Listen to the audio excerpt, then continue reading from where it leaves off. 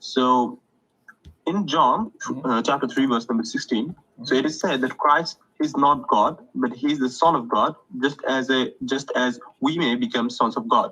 Okay, now you misquoted it. Where does it say Jesus is not God? Show me that in the verse. Like, it's literally how it's quoted in our Islamic books. Literally right? It doesn't say Jesus is not God. See, again, you just made an assertion. Let me repeat what you said. John 3:16 says Jesus is not God. Show me where it says Jesus is not God.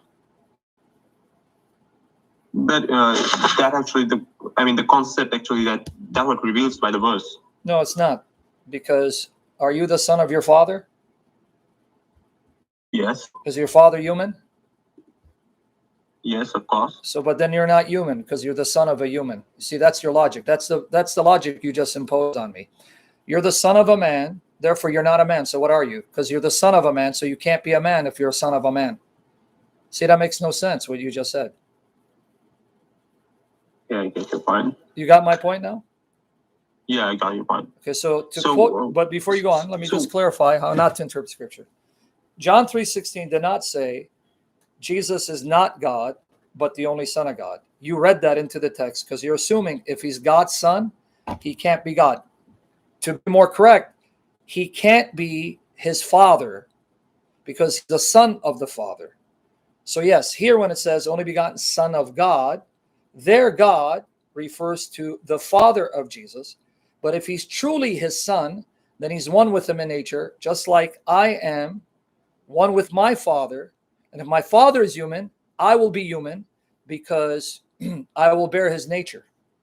So, but go ahead. What's your next question?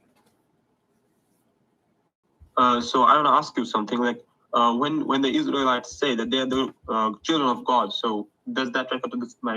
Is it the same way that Christ said? No, because in the case of the Israelites, they are creatures created by God, but they are created to reflect God's nature and characteristics. So there is a sense in which I, as a creature, limited, am called to be a son of God, to reflect God's character to a limited extent. Obviously, I cannot reflect the qualities of God to the same degree that God possesses those qualities, right? But I am called to reflect his nature.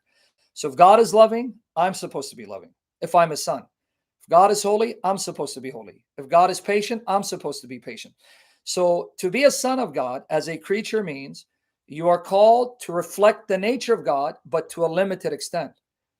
The reason why Jesus is called only begotten son, because unlike these other sons and daughters who are creatures, he is the son who's always existed and has no beginning. That's how John 1 starts the gospel.